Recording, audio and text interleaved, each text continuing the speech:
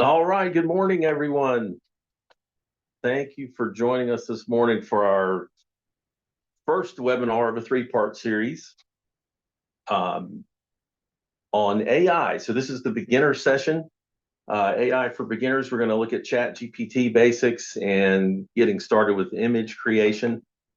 If hopefully everyone can see my screen. If you want to just let me know in the chat if everything looks good, you should see a giant crystal apple on the screen.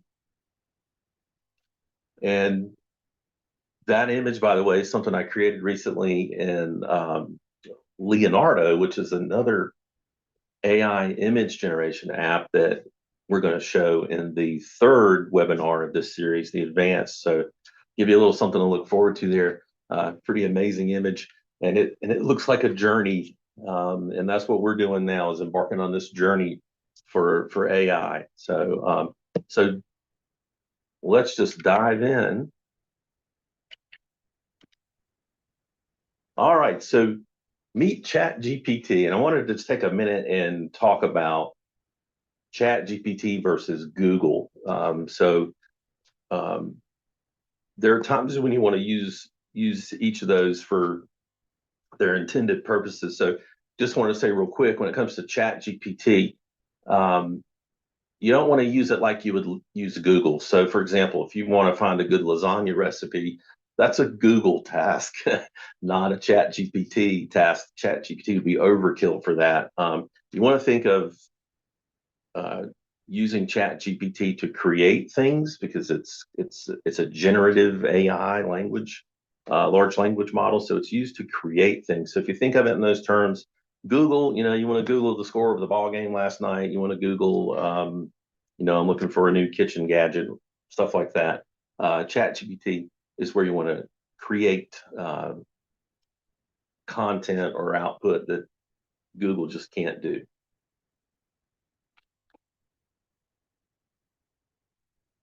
All right, so ChatGPT, again, it's what's called a large language model. It's generative AI. Just some quick pointers or points on it. First of all, how do you get to it? You go to chat.openai.com. I'll show you that here in just a second. Some interesting facts. These guys, they spend $700,000 a day to keep the site operational, just on the infrastructure cost and all the energy and things that go into keeping that up. They're predicted to do $1 billion in revenue in the next 12 months. And programming is about a third of its use. So I think that number is changing as more and more people are doing things like we are today and getting familiar with it and coming up with other uses for it. Something I want to say before we dive in, don't assume that everything you generate in ChatGPT is factually correct. You do need to check anything that you generate. If you're putting it out there as fact, you do need to verify that. And here's a great example. Two attorneys in New York used ChatGPT to create a court brief for a case, and ChatGPT cited 6 cases that never existed. So they submitted this to a judge. The judge did his fact checking and then found out, hey, these guys are citing fictitious cases. So they got a nice slap on the wrist and some embarrassment for not checking their work. So anyway, hopefully you get the point there. Something else I want to say is the way ChatGPT works, it's been trained on data. It's basically read the internet up to year 2021. And that's the basis for all of its knowledge. So it's learned things with the help of humans. So if you are giving it information, you're help training it in some respects. So you don't want to leak a company secret, for example, because ChatGPT wouldn't necessarily just divulge it, but it would use that knowledge to help generate its answers for other people. So just be aware of that when you're using it. Be careful with what information you give it if you don't want the whole world to maybe know that. Hopefully that makes sense. So the main takeaway for today is going to be all about context and prompts. So context is background or giving, preliminary meaning to what you're requesting so that it's got more of a basis to pull from. And you're going to get better results the better context you can provide. So if you look at this example here, telling ChatGPT, I'm a criminal defense lawyer in North Carolina defending a client accused of murder, versus just saying, hey, I want to ask a legal question. There's a lot more background than that first example. And then prompting.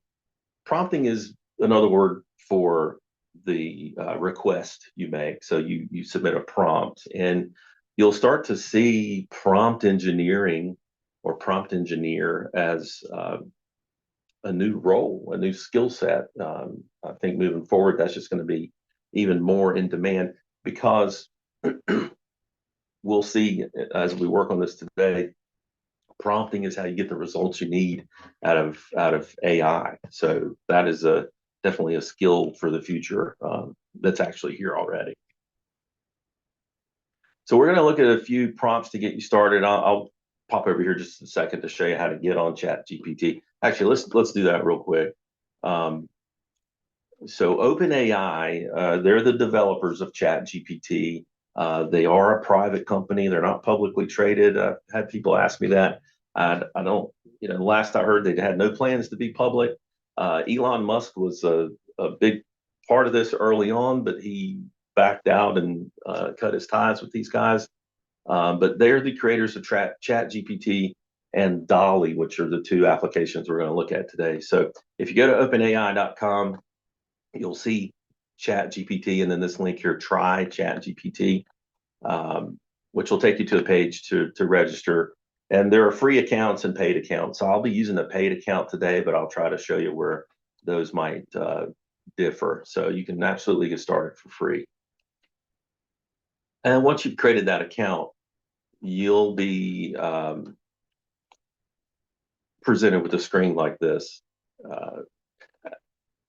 These are some verbs we're going to use today for prompting. So we're going to go through some examples of how to use these verbs and a few others inside of ChatGPT. So starting with the verb write.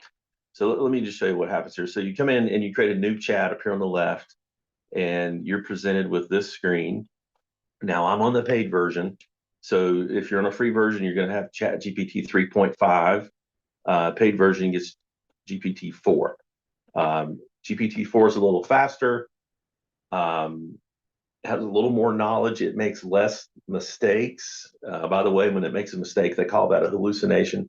So it has less hallucinations and just generally gives you a little better output.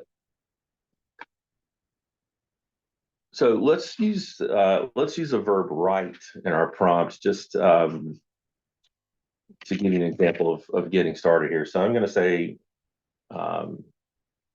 this will be like a write a letter to Wile E. Coyote about his past due invoice. It's 93 days late. All right, that's a pretty simple prompt, but that's a good one to get us started. So simple prompt, there's really no context provided in this example. Just, hey, it doesn't know what business we're in. It doesn't know, what he bought or anything like that. But it's generating this letter just based on what it knows. So you'll see how it starts. Dear Wile E. Coyote, here's a giveaway for ChatGPT. The very first sentence says, I hope this letter finds you well. If you're like me and you get 100 marketing emails every day from people, start to notice if that first sentence says, I hope this message finds you well, or I hope this email finds you well. It's a dead giveaway that they're using ChatGPT to help with their marketing communications. So if you're going to do that, for goodness sakes, change that first sentence so you don't sound like everybody else using ChatGPT. So into the letter, I won't read the whole thing, but the point is, I hope this letter finds you well. I wanted to bring up the invoice that was issued 93 days ago. I understand life can get a bit hectic, and sometimes things fall through the cracks. It's entirely possible that you just overlook this. So this is a friendly, note. If there's any concerns, feel free to reach out. We look forward to your attention to this matter. So it's a nice, calm tone, which, by the way, Chat GPT tends to take a neutral position on things, unless you tell it otherwise. So there's your letter. Well, let's use another verb called rewrite. So let's say rewrite this in a more strict tone. Wiley has been late several times. Sorry about that. Several times before, and this is a pattern for him.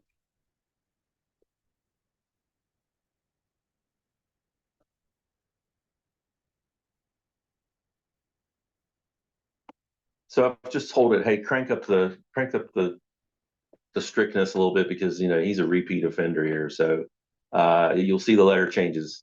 They're not wishing that they find him well all of a sudden. Um, Writing to address a recurring issue, which is now 93 days overdue. It's not the first time we've had to communicate with you about late payments. It appears that you're forming a pattern here. Just remind you, the invoice pertains to the Acme rocket skates and the giant slingshot you ordered.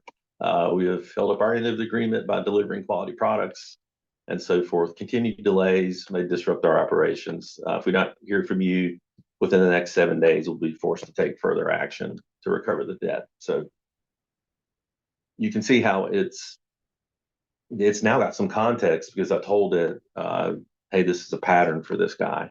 And then if we wanted to write, the final collection letter,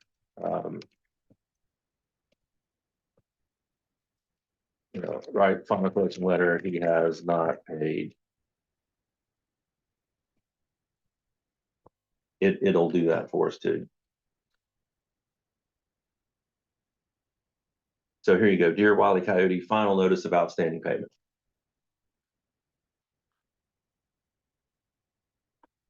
And it looks like it's going to be a little bit shorter this time. And please understand, this is your final notice and so forth. You get the idea. I'll stop generating that so we can move on. Another example of write, which this anyone that has kids in school or college, they may be using ChatGPT to do their assignments now. Something you might want to ask about. All of academia is freaked out because of ChatGPT, and I'll show you why. So let's write a 500-word essay on Abraham Lincoln. That's all I'm gonna give it. Just write a 500-word essay on Abraham Lincoln, and you'll see how fast it starts doing this. And it's gonna keep it right around 500 words like we asked for. Again, there's no context here, so I'm gonna give it some context after it generates this first response. I'm always amazed at how fast it outputs this content, because it's generating this on the fly. And by the way, I could ask it again and I would get a slightly different version every time. So a prompt that I submit and you submit may yield totally different results, because of the context and just the fact that it's kind of on the fly generating these things.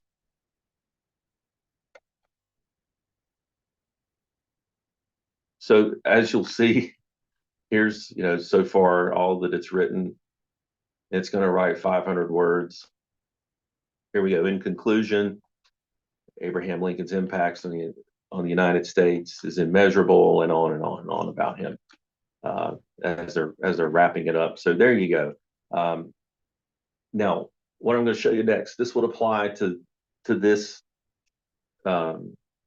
result it just generated, or any result, if you're in here doing things.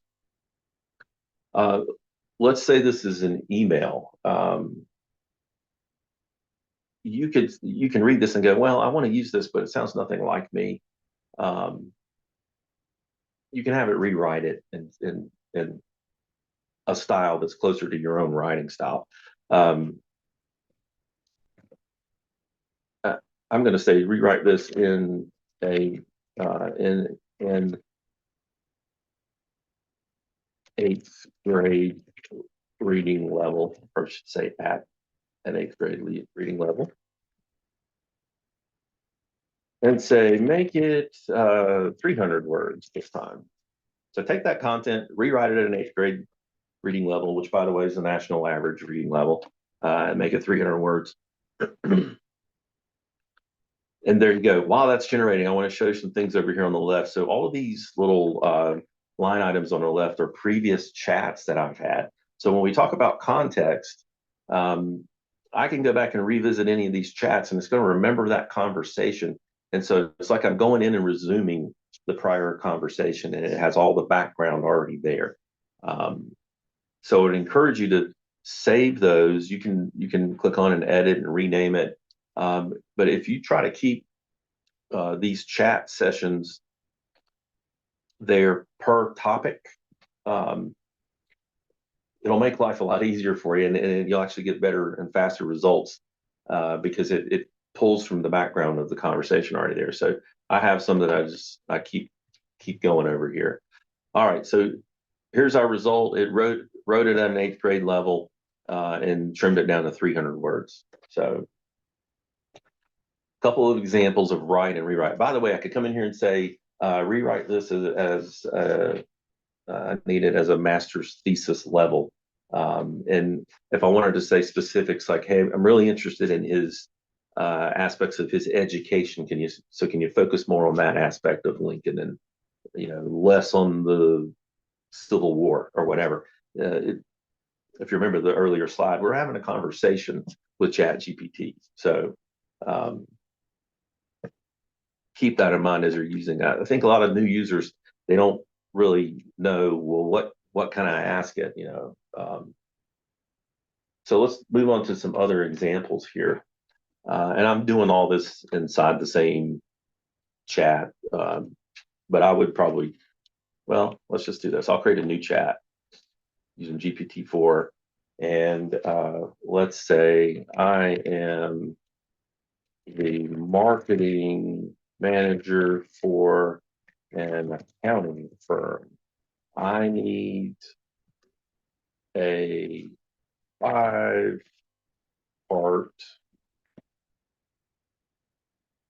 social, nothing like typing with an audience, social media campaign. Give me ideas. You could say perhaps something about tax season. All right. So I gave it a little context. I'm the marketing manager for an accounting firm. The prompt, the request is I need a 5-part social media campaign, which I misspelled. It's really good at understanding your misspellings, by the way. So here you go. It's give me ideas to make 5 social media posts, right? So if you read this, absolutely, Rafe, given your extensive, well, it knows I'm an IT guy, so it's figured that in. That's part of the context. In the next webinar, we're going to learn how to give it all your customizations and background so you don't have to tell it every time where you work and things like that.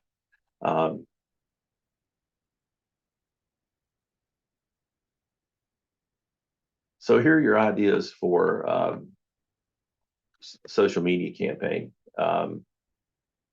And let's, since it did that based on me, you could say, do this for a friend. He's not in IT. Again, in more context, because it was doing it based on my user account here. So it's sure, let's craft that again without the IT focus. Given the tax season is a significant event for many, we'll center the campaign around that.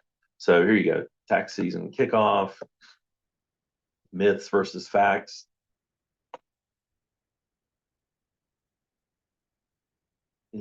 So you'll see here you go. So let's say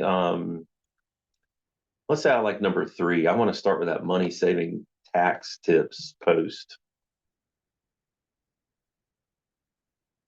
So I can come down here and say, let's expand on number 3. Please write a more detailed post. And here we go. So it's going to take that number 3 example. Certainly, let's dive deeper into the money saving tax tips topic. Say that fast 3 times. And here you go. So it's giving you an even better, longer post here. You get the idea. So you can go back. Let's say you make this post and then you want to make another post next week. You come back into this same chat and you say, hey, I'm ready to make the next post. Let's expand on, number 4 or whatever. You could come in and say, hey, I need 10 more ideas. I don't like these ideas. It's all context prompting. All right.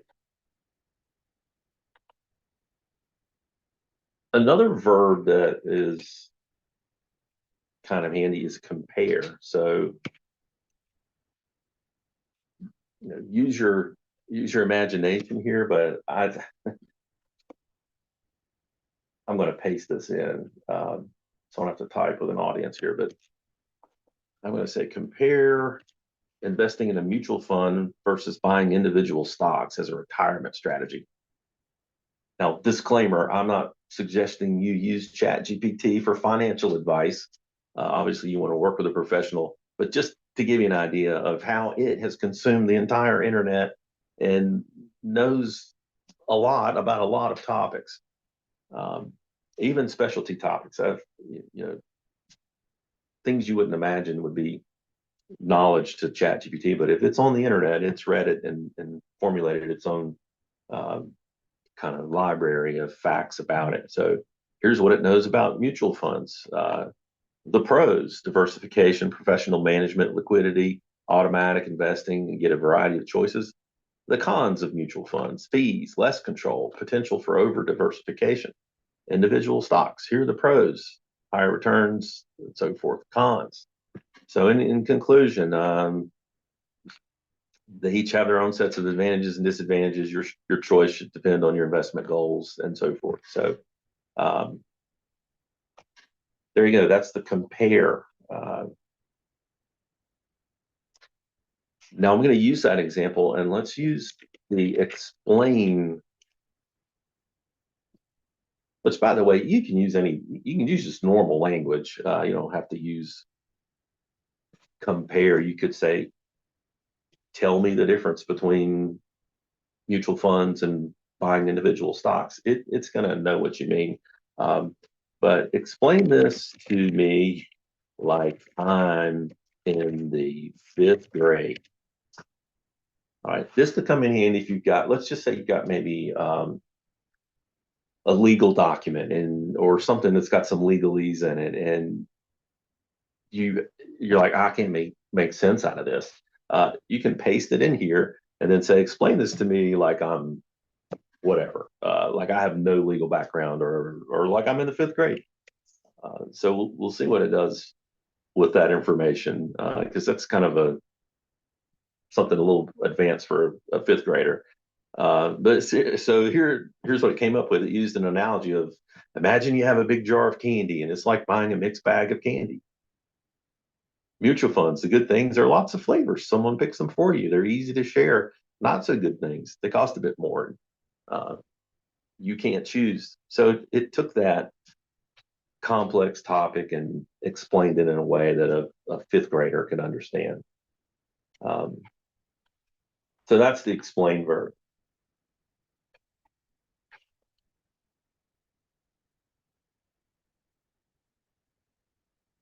All right, next I want to show you an example of getting help with planning something.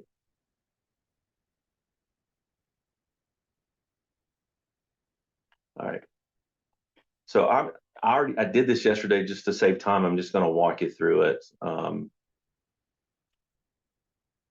It's already been generated, but here was the request up here at the top. I want you to help me plan a retirement party for my boss. Ask me any questions you like in order to make this a very special event.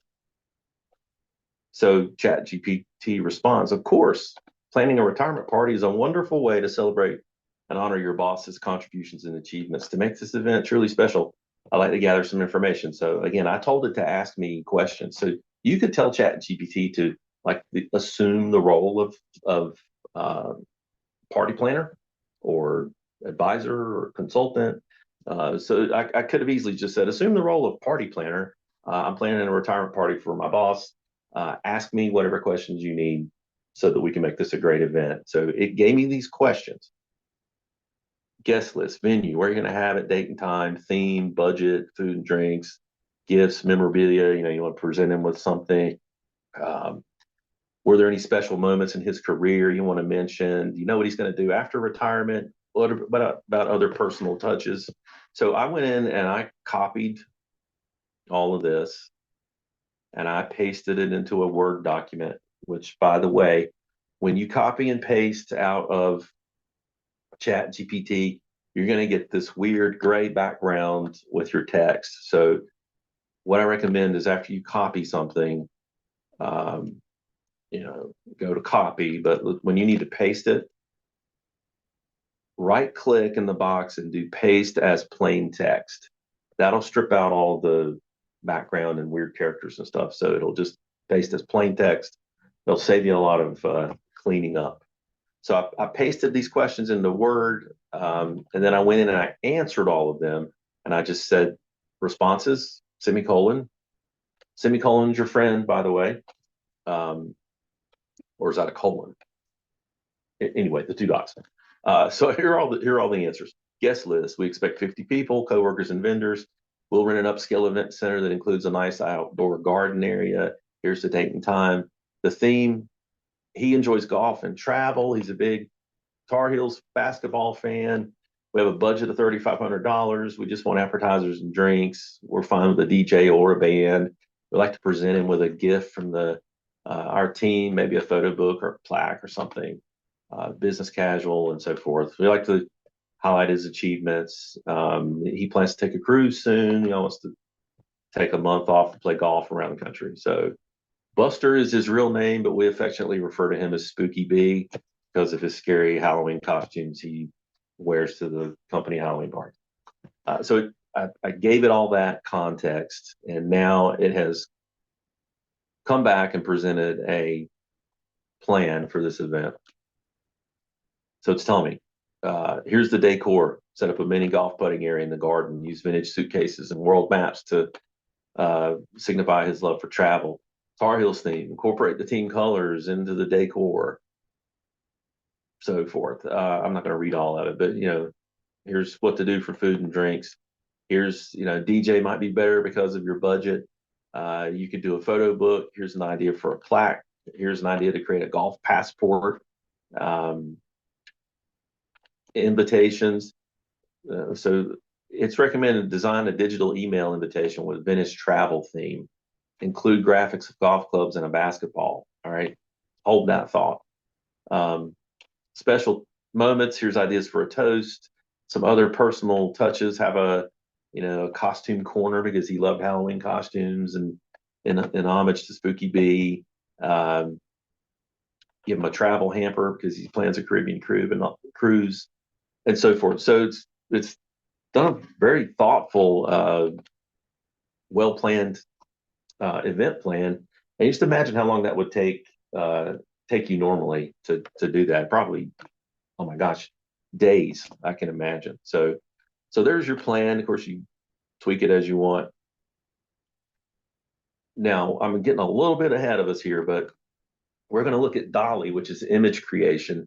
So if you're using Chat GPT version 4, as of a few days ago, they have integrated the image generator DALL-E into this Chat GPT interface.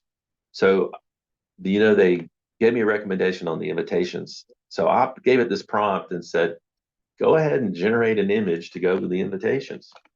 So it came back with 4 different images for me. And these are, I mean, they're fantastic. I'm going to expand that one. Now, AI is not great at getting text right and output now. So you'll see that's misspelled and so forth. But you could take this and uh, doctor it up in Photoshop or give it to someone that does Photoshop to doctor up. But this design's beautiful, in my opinion. I mean, it just generated that. That is not it pulling from an exam or design it found somewhere. It came up with this on the fly. So I'm super impressed with that. But there's your invitation idea. Here's another one um, that I just had it do right here inside the ChatGPT chat. So, and it explains, and these can actually be considered prompts for the image generation, which will make sense here shortly. So there you go. There are some uses of ChatGPT now. Business uses, personal uses. There, hopefully, this gives you an idea of just how there's really no limit in what you can ask of it, as long as you give it the context and experiment with the prompting. You can do a lot of just really neat time-saving things. So looking at the time here, I think we've got about 13 minutes left. I want to dive into the image creation. By the way, if you have questions, post them in the chat. We'll try to get to them at the end.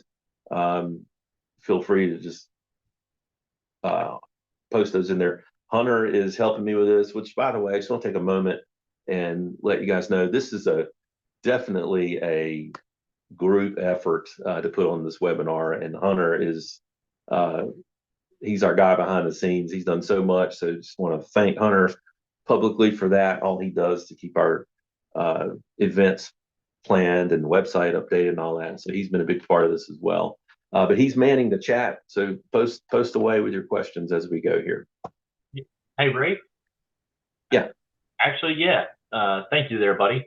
But a question just came in that relevant to what you just covered. Is the image creation a feature in 3.5 or just the premium version?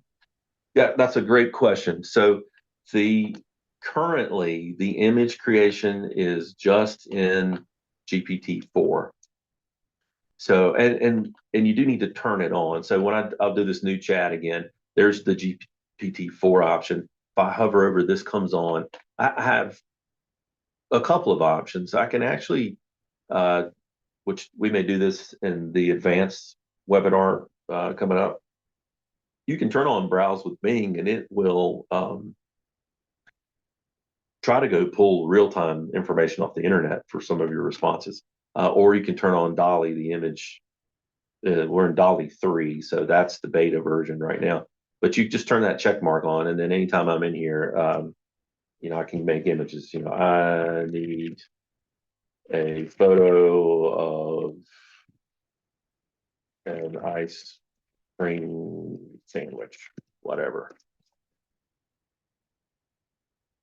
If to all you guys out there that are tasked with social media for your company, coming up with ideas for social media posts and then an image to go with it, this makes life so much easier.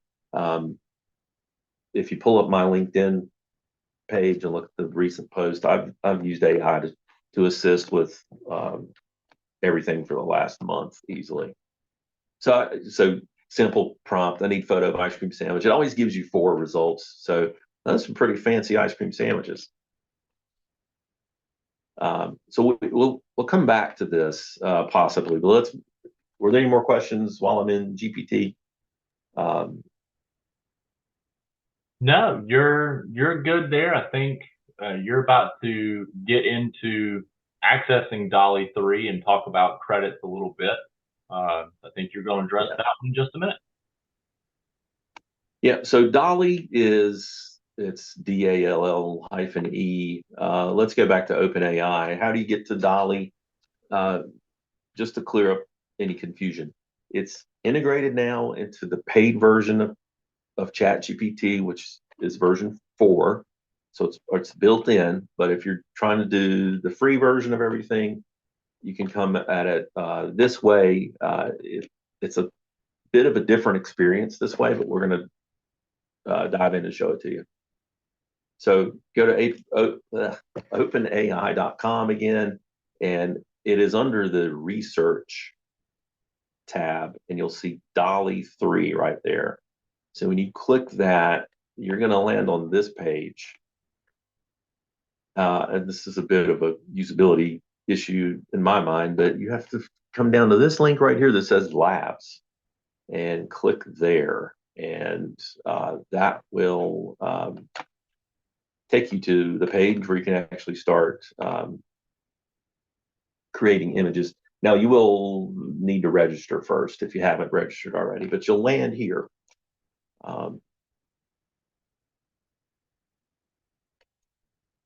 Not to hop all over the place, but there's that announcement they just made that this DALL-E 3 is available in ChatGPT Plus and Enterprise. So, all right, so I'm in the DALL-E screen. I only have 4 credits left. I think you get like 4 a day, Hunter. Or do you know what the allocation is for free? And I believe it's now 15 a month, I do believe. Oh, 15 a month. Okay, yeah, mine's going to renew on November 16th. So here's my prompt. I said, I just want a high quality photo of a teddy bear astronaut with the moon in the background. So I click generate and generates 4 images for me. And here's what I get. And it did pretty good. They're teddy bear astronauts with the moon in the background, every one of them. So I can click on, let's just click on this one. So here's a piece that you don't get inside ChatGPT, is the ability to edit. So I can come in here, I can click edit, I can remove things, but I want to show you this. This is this generation frame. So it says add generation frame. So notice how the teddy bear's like he's cut off. I can't see his other arm. So I can create this generation frame and position it over so that I've got, let's just say I want to see more of the left side of this photo. So I believe I hit generate again. It's embedded. So see the line here. So it's generating more of this image for me, and will reveal what's over here on the left. There you go. That is pretty neat. So I can, if I want to accept that, I can, or cancel it and have it do it again if I didn't like it. So let's just hit accept, and then I can download it. There's a download link over here. So there's some debate in the artistic world, or I don't know if debate's the word. Artists are upset because they feel like, if I wanted to use that in a commercial use, like even for social media posts, it would have to be royalty free or some type of commercial license to use those images. With all the AI stuff out there right now, DALL-E, Midjourney, Leonardo, the ones we're going to look at in this webinar series, you create that image, it's yours. You don't owe anybody any money. You can use it as, put it on a t-shirt. I mean, do whatever you want with it. So it's like unlimited license right now. That might change. The reason the artists are complaining is AI had to reference art to learn how to do art. So it of course it referenced other artists' works, but it's not reproducing their works, it's reproducing their style. So an example is, I play the piano and I'm a big fan of Vince Guaraldi, right? The guy that plays all the Charlie Brown music. Well, if I were tutored by him and learned by his examples, I'm probably going to sound a lot like Vince Guaraldi when I play the piano. Same thing with his art. You can reference artists if you like a particular style, and it will generate something that looks like that artist's style, but it's not a direct ripoff of any single work of art that they've created. So anyway, hope that makes sense. But that's DALL-E. We can do some more examples. Hunter, anybody maybe want a specific try a specific image or anything? We haven't gotten one so far, but I say hover over those images below and show the prompt that it has. Yeah, great idea. So here's some that it's generated recently, and if you just hover over, there's the prompt that was used to make that. And so we can, I'll click this one. So a point I want to show you here is that you're not going to get the same image twice, even using the same prompt, which I mentioned earlier in ChatGPT. It also applies to images. And where that's handy is if you come in here and you want to make the goldfish in the bowl and you don't like that first pass, don't think that that prompt is going to give you that result every time. You can just keep submitting the same prompt. It's going to give you a slightly different version every time. So let's try the goldfish. There's the prompt, right? So I'll say, try this example. And it's going to give us 4 results, which I think I used a credit. So I have 3 left. So there you go. And see, they're all different. So there's 4, right?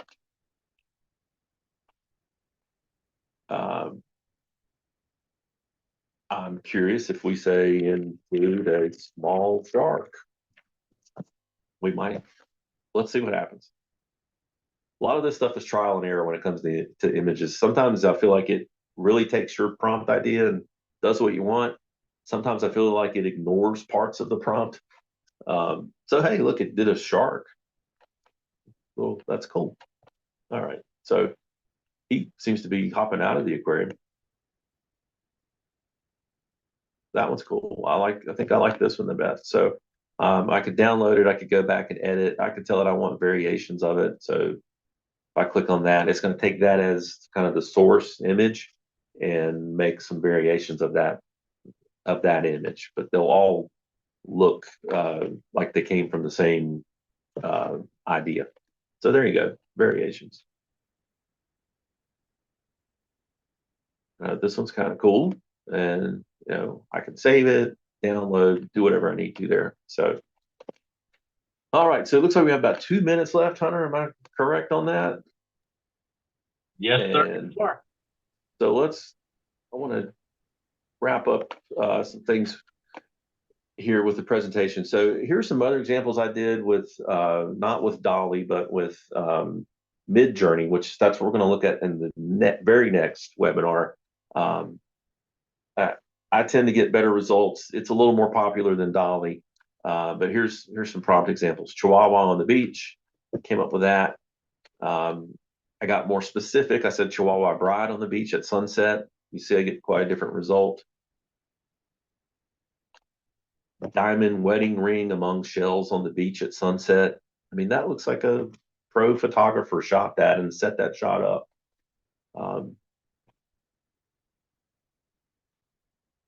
I tried to see just how ridiculous I could get. Half a tuna and cheese sandwich on whole grain bread on the beach at sunset with a seashell garnish. And it did all of that. It cut the sandwich in half. I was amazed. Here's a simple prompt. Accountants playing poker. And then I took that prompt and revised it. I said, accountants playing poker in a smoke-filled room, laughing, having fun. Make it photorealistic in 4K. So you see, it looks more like a photo. There's smoke. They're laughing. It's good stuff. So I think we already talked about that.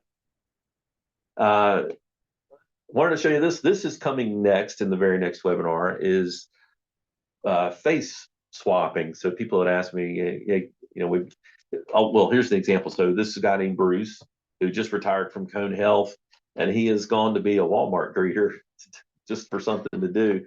So they sent me a picture of Bruce.